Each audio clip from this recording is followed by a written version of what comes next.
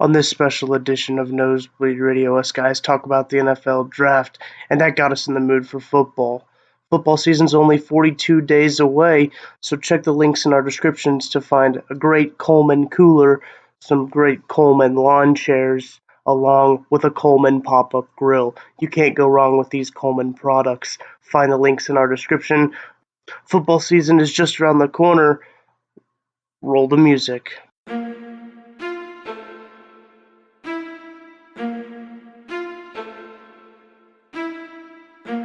Ladies and gentlemen, may I have your attention, please? You're listening to Nosebleed Radio. Here's your host, Tucker Franklin. What is up? It's the Sunday special of Nosebleed Radio. I'm here with the boys, Kieran Brennan. How's it going? Toby Todd. What's up? And Shane Miller. What's up, Roll Hawks? Now we're on Skype today. We're all in different locations. So this is actually technically Toby and I are in the same location, just different rooms. Yeah, technology. That's how technology works. We'll go ahead and dive right into the draft. What did you fellas think of the top 5 picks there? Honestly, I might be in the minority here, but I like the Baker Mayfield pick. He's a guy, walk on at Texas Tech. He's a guy that works hard. He'll get in there. People are comparing him to Johnny Manziel, but if you listen to the Johnny Manziel interviews and stuff that he's had over the years, he kind of said that he really didn't know how to work hard and stuff like that. He really wishes that he would have had someone there to show him how to be an NFL QB. Baker Mayfield works hard, and even though he's a hothead on the field, you kind of want somebody that competitive and that grind, maybe not grab their crotch as many times, but, somebody with sometimes. That fire. Yeah, occasionally. Still sometimes, maybe. Yeah. I like Saquon to the Giants, give them more weapons, and then I guess the Giants are going to be bad enough to get Drew Lock next year, number 1 overall. 3, Sam Darnold, arguably the number 1 QB, falling to the Jets. 4, I think the Browns should have taken Bradley Chubb here. Oh, yeah, no brainer. I think everyone kind of agrees with you there. Their pass rush and stuff wasn't that great last year. Overall, I mean, Denzel Ward's a good player. He's just not really the player that they needed at that spot. Right. And then the Broncos, now they have Bradley Chubb and Von Miller. So Tuck and Toby have fun facing that 2 times a year. I kind of disagree with you with Baker Mayfield, number 1 overall. I like him. I think he's a good quarterback. I don't hate picking him as your first quarterback. I just don't agree with taking him number 1 overall. I think Saquon Barkley was the best athlete in the draft by far, best running back. And they still had the pick at number 4. So you're almost guaranteed to still get Baker Mayfield at number 4. I think he'd still be on the board even if they hadn't taken him number 1, because the Giants were pretty sure they're going to stick with Eli. They had a lot of faith in him. They never really talked about drafting another quarterback, so they probably would have gone with someone like Bradley Chubb or something like that to help out their defense. The Jets, I think, still would have taken Sam Darnold. They had no interest in Baker from what I saw. They didn't put anything out there but wanting to draft him. So I think the Browns should have taken Saquon Barkley number 1, get the best athlete in the draft, have him help out your passing game also, because you can't have a good passing game without a good running game. So right now they don't really have anyone on the same level as Saquon Barkley. I think they screwed up. I think they could have gotten Baker Mayfield and Saquon Barkley, but now I'm pissed because the Giants have Saquon Barkley and we have to play him twice a year, and that's terrifying. So not super looking forward to that, but the rest of the picks were kind of predictable. Not necessarily predictable, but kind of on par with what I thought would happen. Josh Rosen to the Cardinals I thought was interesting. I thought he would go higher than that, but as he said, there are 9 mistakes before him. I like that. I like the confidence. I think he'll do well in that system. He'll have Larry Fitzgerald to throw to. Unfortunately, now he'll have Bryce Butler, who left the Cowboys for the Cardinals. So he has a good receiving core to throw to. I think that'll fit in with the way he plays well. I really think that the Cardinals really need to work on that offensive line, though, to help protect. Josh Rosen's already had 2 concussions since the start of last year. So if he gets that 3rd concussion, we've seen what concussions do to the brains of football players. And Josh Rosen's a smart guy. He might want to protect his brain a little bit longer. So I think the Cardinals really need to work on bulking up that offensive line before the preseason starts. Didn't the Cardinals pick up a quarterback earlier this offseason? Sam Bradford. That's right. Sam Bradford. So taking for the Vikings. Do you think are they going to redshirt Rosen? Yeah. Do you think that'll be more of like a only until Bradford goes down in week 3? Then Yeah, I think Rosen in again. I mean, it really depends on this offseason, how like the OTAs go and everything like that, and preseason games. I think it's gonna be a good competition between the two. I think Rosen can compete with Bradford. I don't think Bradford's that good, honestly. Right. Yeah. I think Bradford should start like for this season. They'll do like a Chiefs scenario. They only signed Bradford to like, was it a 1-year deal? I think so. I believe so. Yeah. So this is probably what they had in mind to begin with. I really liked all the quarterback picks in this draft because I feel like all the quarterbacks in this draft are really like comparable when you look at like skill set, what they bring. Like maybe what they do isn't the same, but in terms of impact, I think a lot of it is comparable. So Mayfield at 1, like Shane said, you like to get the best player available, which would have been Saquon Barkley. Agreed. But if you have a guy that you like really, really believe in, and it's apparent the Browns really, really believe in Baker Mayfield, then you've got to go after him and get him. Ensure that he doesn't go to another team. Because I'm sure if the Jets were there at 3, you pass up on Mayfield, there is a chance, they could have drafted him or Darnold. Yeah. But you pass on that, you draft Saquon, the Giants are probably taking the quarterback if you don't get him. Then you're out Darnold and perhaps Mayfield. So I like the pick there for the Browns if they really do love Mayfield as much as they've made it out to seem. I did not like Denzel Ward going. And I'll admit, that's with a bias. That was such a Browns move, though. Yeah. To yeah, leave to leave the two best athletes on the board when they had a shot, Saquon and then Bradley Chubb. Well, they left the best athlete in the whole defensive backfield on the board, too. Yeah. He got picked up at 17 by the Chargers, who already had the third best pass defense in the NFL. I think the Browns' sort of inability to choose the right defensive player to help bulk up the defense is going to lead to tougher games for the Chiefs. So all in all, just screw the Browns for taking Denzel Ward. I really, really liked Josh Rosen going to the Cardinals, not necessarily because of how he fits there, but because of his attitude, which is something we never saw at UCLA. We never saw him give a damn. He had that comeback win when they were down 44-10, week 1. They came back against Texas A&M, beat them, and he seemed apathetic through the whole thing. Even after the game, his celebration was minimalistic compared to teammates. And the fire that he showed on draft night was nice to see because that was really the only knock against him. You look at everything that he can do from like a quarterback standpoint, the intangibles, everything he has, might have been the best quarterback in the entire draft.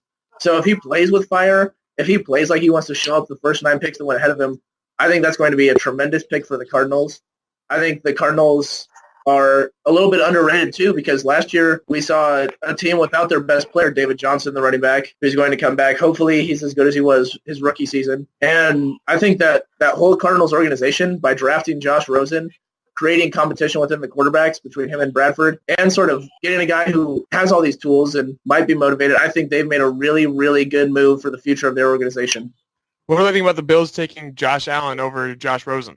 I had a feeling that one would happen. Josh Allen's played in the types of the weather and the conditions that they'll face up there in Buffalo. He's got a strong arm that up in there in the AFC East with those bad winds and stuff like that, you're going to need a strong arm. Overall, I think the Bills had a very good round 1 draft, taking Edmonds, really bulking up their defense. I like the Josh Allen pick there. I don't know. I thought Josh Allen was the worst out of like the 4 quarterbacks they talked about the most, like the top 4. I think statistically he will do the worst out of those top 4 with Baker, Josh Allen, Sam Darnold, and Josh Rosen. But I think he will have a better win percentage. Me and Toby actually talked about this because their defense is so stacked now. They're going to be super good on defense. I completely agree with that. Even the Bills in the later round, Kyle Williams, he's been a staple there for a long time. He can't play forever. They got a very, very solid replacement from him. Great value pick. They got Harrison Phillips, the defensive tackle from Stanford. Shout out Millard West. Millard West, yeah. He was probably a top 50 player in the entire draft, and he went 3rd round, so great value pick there. They got a steal there, honestly. Right, absolute steal. And I think Edmonds, too. Edmonds was probably the second best linebacker in the draft, and that's probably the top 10 pick that'll get swept under the rug is the Bears taking Roquan Smith, who's just an absolute monster. Tremendous, so damn good. Just great pick. So you got your quarterback last year, in Trubisky, and now you got Roquan Smith. So the Bears next year's not going to be great, but looking down the road, like they're set up for some success with some great young talent on that team.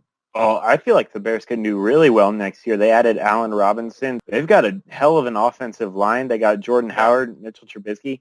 I think they could make a run at the Packers. They need a running back. I agree. That's for second place in that division because the Vikings are still there. But that's true. I agree with you. Yeah. What do you think about Lamar Jackson going to Baltimore? I think he's going to be deadly out there. I thought it was a good trade-up for Baltimore to do because Joe Flacco is kind of on the tail end of his career. I know we joke around and say that Joe Flacco is elite, but he's really not that elite. They have to figure out a replacement because Joe Flacco's not going to be there forever, and Joe Flacco's obviously not the best option for them to have. And I think that Lamar Jackson will fit in just fine. His mobility will definitely be a tool for them to use. I know he's not going to go to wide receiver, but I think that he might end up being the best quarterback out of this draft. He's another one who I like going into this season because he's got that chip. Everyone was like, you can't quarterback, you're going to have to move wide receiver or safety or some other position. So he wants to get out there and prove that he is the best quarterback in this draft. Like pure athletic talent-wise, I think he's the most athletic out of the group. He can definitely run better than anyone else in the group. He's got a strong arm. Like I don't really see much downsides to him that a lot of other people are seeing. But again, I'm not an NFL talent scout. I'm a big fan of the move to get this rookie quarterback and let him sit a while. It might happen in Cleveland, but especially in Baltimore where he can sit. And Joe Flacco won a Super Bowl, so he can learn from a Super Bowl winning quarterback, a Super Bowl winning coach. Like he has the potential, like you guys said, to be the best quarterback in this draft simply because of the environment he's in. And like I'm just a big fan of letting the quarterback sit, learn how to be an NFL player, and just also learn the system to his fullest capabilities. Yeah, I think in 5 years we're going to look back and be like, wow, a lot of people missed out on Lamar Jackson. What's also interesting about what the Ravens did with the quarterbacks this year was they signed Robert Griffin III in the offseason. And Robert Griffin III is a guy who, he kind of had that same sort of like, I would call it a stigma that Lamar Jackson had where they said, okay, he's a better runner than he is a passer. How's that going to translate to the NFL? Mm-hmm. How's all this going to work? And he had a tremendous rookie season with the Redskins. He's a real injury-prone guy. I think that as much as Flacco can mentor Jackson, Robert Griffin III, who will likely be their third-string quarterback now, can do the exact same for Lamar Jackson because he could relate to him a little bit better being a Heisman Trophy winner, being a guy who likes to tuck the ball, run, has great running ability, or did anyway before the injuries. So I think what the Ravens did there was going to be super beneficial to the entire organization. I think the tight end they went and got in the first round too, Hayden Hurst from South Carolina. Yeah, I think that was a good pick for them. He's going to shore up some problems in the pass catching game, because Dennis Pitta was probably the last good Ravens tight end, and I think he's been hurt ever since the 2013 season. So they have a pretty good receiving core up in Baltimore, though. I think Lamar will have a good time throwing to them. I wonder if Des Bryant's kind of like looking back on it now. He's like, yeah. Fuck. Well, imagine if Dez goes to New York now, especially with Saquon there. He'll have Eli and OBJ. That offense could be really dangerous if he wants to go to New York. I know that earlier this season that he did say he wanted to go. Then Brandon Marshall said there was no room, and they got cut. So obviously there's room for him now. Yeah, I think that thought scares the shit out of me because that would be such a deadly offense.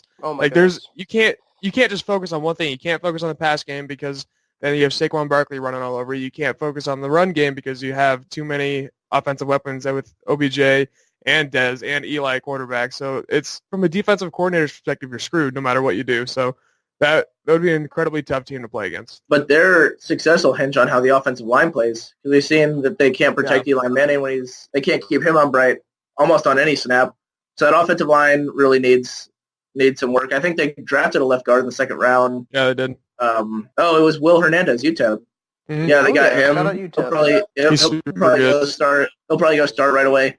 I also like what they did later in the draft. I don't know how his career will turn out. A lot of guys drafted fourth round or later, kind of written off. But Kyle Lauleta, I watched a lot of his highlights because I didn't know anything about this quarterback from Richmond. He's really, really good. And the Giants got him. He might be a suitable replacement, if he learns under, like you said, this is the two-time Super Bowl winning quarterback that he'd be learning under.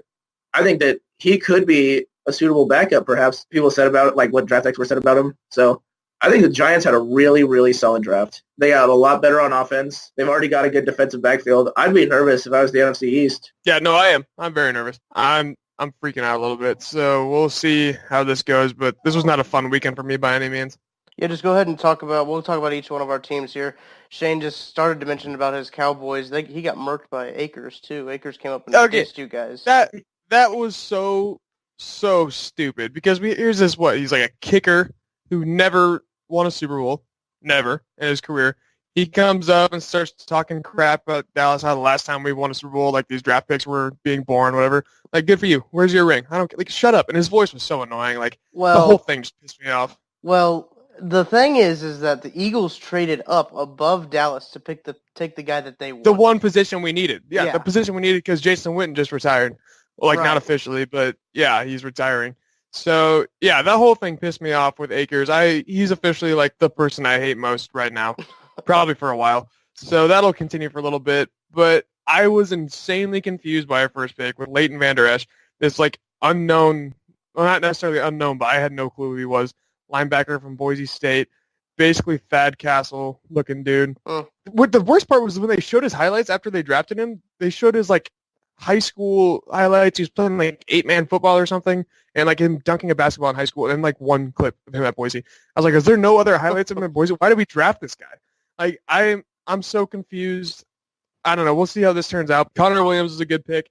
He was a guard, but they announced him as a tackle, so that'll be interesting to see where he goes, because I think Tyron Smith needs a better backup. And I know they've talked about our line coach said we're going to put the best 5 guys on the line. So his ability to switch positions between guard and tackle will be helpful for him getting out there wherever we need him. But I do think Tyron Smith needs a good backup, because when he went down last year, we looked terrible. I like the pick with Michael Gallup from Colorado State, the receiver. He's pretty good, really good talent. No one's going to replace Dez, obviously. He's one of the best receivers in Cowboys history. But we're going to have, like, a receiver by committee type deal, so the more good receivers we can add to our lineup, the better, I think. One that I really liked was we got Bo Scarborough in the 7th round. That is a sleeper of all sleepers. That dude is a monster running back. 3rd and 1 situations, he's the guy you're going to give it to just literally slam it down their throats and just fall forward for a yard. You know, there's no one. This dude is so big and so strong. Do you guys remember that picture of him standing next to Derrick Henry, where he just dwarfed Derrick Henry, who's himself a monster running back? Yeah, that's when he was a freshman. Yeah, that was when he was a freshman in college. Like, I was super pumped for that pick. I think that was great by us to get him in the 7th round. I'm surprised he was still there. I think we were too when we drafted him. We were like, oh shit, he's still on the board? Yeah, I think that huge dude who, like, if he doesn't work out at running back, we can probably convert into, like, a defensive end or something. You know, I think he's just a great all-around athlete. I like the draft. Mike White, QB from Western Kentucky. He obviously not going to start over Dak. He doesn't have that kind of talent, but it gives us some more competition for our backup role, maybe make a better backup. So if something happens to Dak, we at least have, you know, some clue what we're going on. But we started out the draft terrible, I thought. We drafted day 1 like it was day 3, and we drafted day 3 like it was day 1, I think. So I'm happy with the end, where our draft turned out in the end. I'm not super pumped about our number 1 pick. That was super confusing for me. KB, what'd you think about the Colts? Oh, man, I'm a big fan of this draft. The Colts came out with a plan. Chris Ballard said at the beginning of free agency that the goal was to build this team through the draft, and he was going to try to accrue as many draft picks as possible.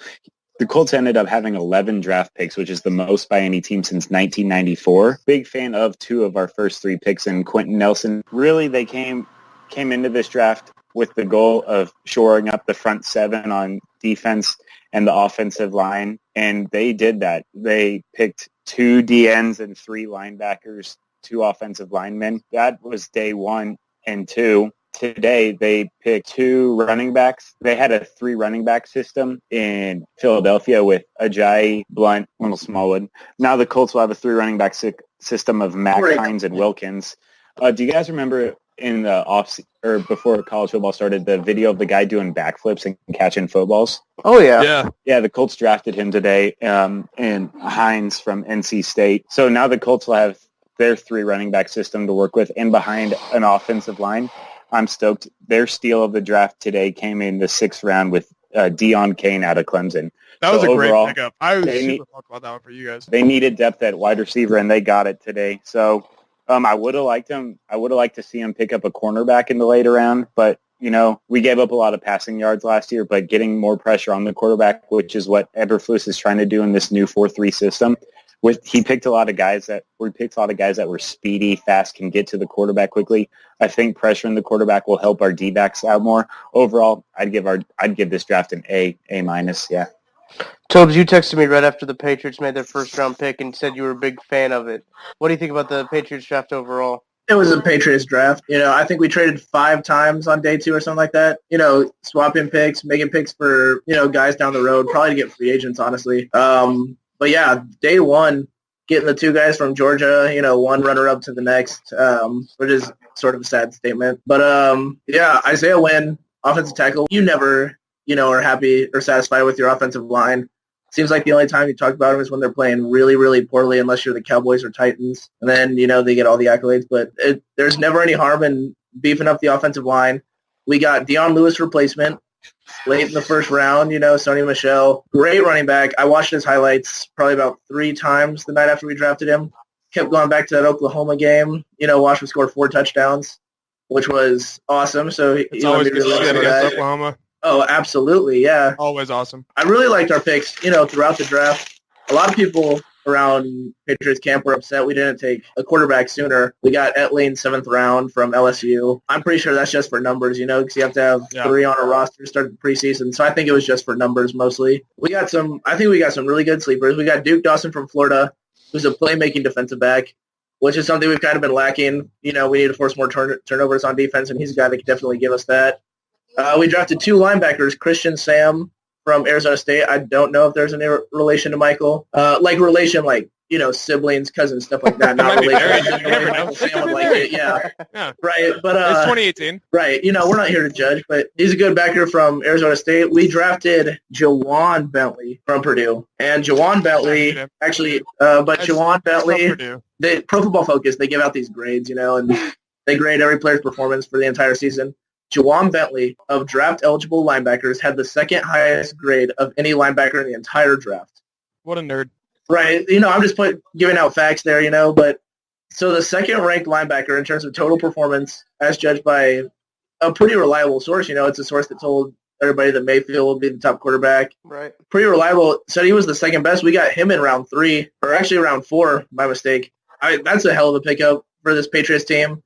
We drafted a 5'8" slot receiver, very Patriots-esque, Braxton Berrios from Miami. So I really like that pick. You watch him play in college, and he made all the plays for that Miami offense. Whenever Malik Rozier needed a play to be made on 3rd down, Braxton Berrios was always there to make the catch. So I think the Patriots, we had a very Patriot-esque draft. We got a lot of good value picks. We didn't make any huge splashes in terms of signing big names. We didn't go after the big quarterbacks on day 2, Mason Rudolph or Laleta or Luke Falk. But I will say about my collegiate teams, though, because you said to talk about your teams. Collegiately, the pick by the Raiders at 140 where they drafted Mo Hurst was probably the steal of the entire draft. And there comes with a little bit of bias, but Player Football Focus, again, statistically, there was no player better in college football. In all of college football, be it Barkley, Mayfield, any of those guys, Bradley Chubb, guys who play the same position as he does, there was nobody better in all of college football. He had a 96 overall score as a defensive tackle from Player Football Focus. He had the heart condition, which scared a few people, but that is a first-round talent. The heart condition never affected how he played at Michigan. And the Raiders scooped him up at 140. I think sometimes we kind of get swept up in all this concern, that comes out before drafts. You heard Darius Geis, who fell down draft boards. He had trouble talking to teams. They were like, that's a big concern. So he kept falling. He ended up in Washington. He'll probably play 30% of the snaps for him next year. I think a heart condition's a pretty fair thing to be cautious about if you're an NFL owner, though. I mean, that's super serious. You never know how it's going to affect a guy in an NFL game. That's fast-paced. It's a lot harder than college. You just don't know how it's going to stand up. But then would you also say that the Cowboys drafting a guy who has cervical neck issues with their first-round pick would I also don't agree with that. I'm not a fan of that either.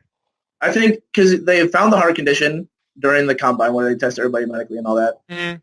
It never affected him on the field at Michigan, which is what I'm looking at. And a player with that much upside, with that much talent, that falls into the 4th round, that falls into day 3, you have to view it as a steal no matter what happens. Even if if the heart condition becomes too bad, it's unfortunate. But a lot of 4th-round picks don't pan out anyway. So why not take a chance on the guy who's going to give you a great NFL career, one of the best players in the entire draft. The pick just makes a whole lot of sense for Oakland, and it's really unfortunate that young quarterback coming in for Casey, and he's going to have to go up against Von Miller, who can't be double-teamed now, and Brad Chubb, and now Mo Hurst perhaps beefing up the Oakland Raiders defense. I thought every team in the AFC West had a tremendous draft, and I think every single team in the AFC West got better. And Tuck can speak more on that with the Chiefs. I'm really going to hit on 3 guys that I was really a fan of for the Chiefs. I know I was big on Breeland Speaks. Not a lot of people around the Kansas City area liked Breeland Speaks. I'm not really sure why. He had a big season for Ole Miss last year, having 67 tackles, 8 for loss. He's the most photogenic guy ever with that Egg Bowl play. Right, yeah, he got that fumble wave to the camera. Pro Football Focus, like Toby's been mentioning all day, he was the 5th-ranked pass rush productivity player eligible in the draft. So he's drawn a lot of comparisons to Tom Hawley as well, what a great Kansas City guy. Another guy I really liked was Armani Watts, who we picked up in the 5th round. He played for Texas A&M.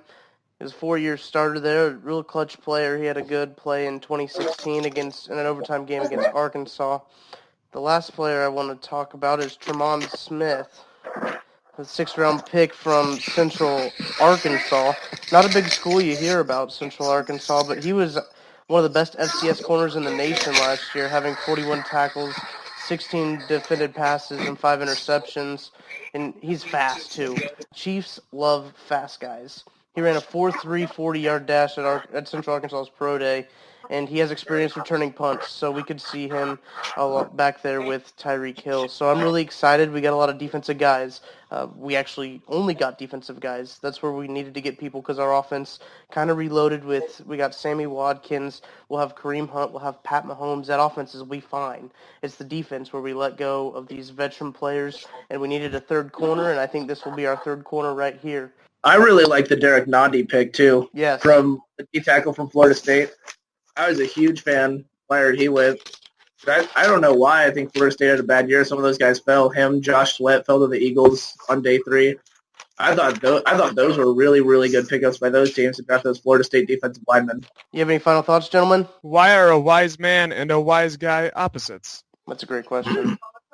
Yeah, think about that one. I've got one sort of NFL draft related. The Carolina Panthers, they drafted DJ Moore, 1st round, 24th overall. He was the first receiver off the board. And Steve Smith, who, Carolina Panthers, probably the best player in franchise history, certainly the best receiver in franchise history for the Panthers. Definitely. Was raving about DJ Moore. After they drafted him, he said, the Panthers have never been able to replace me until now. And that really says something about DJ Moore. I think that when we look back at this draft class, I think we'll be seeing DJ Moore, that pick number 24, and you'll put it up to like Aaron Rodgers, who was drafted 24th overall, as one of those low first-round guys that had the biggest impact on their franchises. So I think he's going to be a good receiver for the Panthers for a long time. So big DJ Moore guy. Kieran, did you have a final thought? Yeah, Colts are winning more than 4 games this year. Bold prediction. More than 4. Bold prediction. In my fanship, I've never been a fan of a team that won more than 8 games.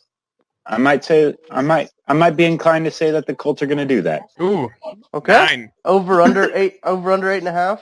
I've never been a fan of a team with a winning record. So 9 wins, I would be ecstatic for 9 wins. I would be so happy. Cheering for 9. It's not too late to switch back to the Rams. That's true. That's true. Never looking back. Never looking back. They broke my heart. I'm not going to them. Good point. My final thought is with the 69th overall pick, a guy named BJ got drafted. So sometimes these jokes just write themselves. Nice. Nice. For Kieran Brennan, Toby Todd, and Shane Miller, this has been the Sunday Special Draft Edition. Make sure to like us on Facebook, Nosebleed Knowledge. Follow us on Twitter at NosebleedSnow. We'll see ya.